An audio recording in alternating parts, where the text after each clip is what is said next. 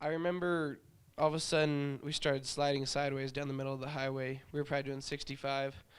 And I remember bracing my knees up against the dashboard as hard as I could because I realized I don't have my seatbelt on and this is not going to be good. I thought the guardrail would just bounce us off and we'd just slide around in the middle of the highway. But really, we ended up going over the guardrail and I ended up flying out of the windshield, laying in the side of the ditch. I don't remember what happened from slamming my head against the dashboard till when I woke up and I was outside in the grass. All I remember is hearing the horn of the pickup go off, and I could hear Taylor yelling my name. I laid there for maybe 30 minutes until somebody came along, and it was a very long time, and he kept freaking out and was trying to figure out what to do, what's going on, because I was laying on my side, and I couldn't really move my legs.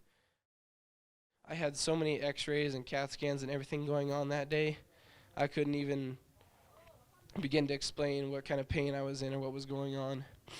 I had nerve damage in my C1 and C2 vertebrae, which are the ones directly behind my head and my neck from whiplash.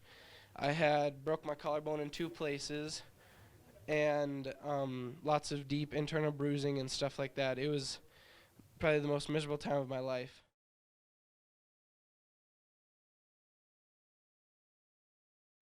After about a mile, the road narrows, goes down a hill, and remains level for a few dozen yards before dipping up before another hill. I was going faster than I should have been for the conditions and looked away for the slightest second or two. Seeing I was too far over, I overcorrected to the left. In the blink of an eye, I was upside down in the ditch. It happened so fast, I still don't really know what distracted me and caused me to overcorrect. The car flipped and landed on its roof. I remember the dull thud of the car landing on its roof and the crunch of the glass as the windshield cracked but didn't cave in. I remember feeling the car slide forward a few feet from the momentum. When the car came to a stop, I was still upside down because I was wearing my seatbelt.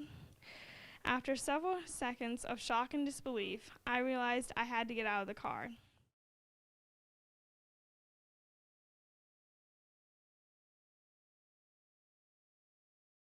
I finally had service, and I was able to call my dad. And I remember the first thing I said over and over again was, "I'm sorry. I'm so sorry."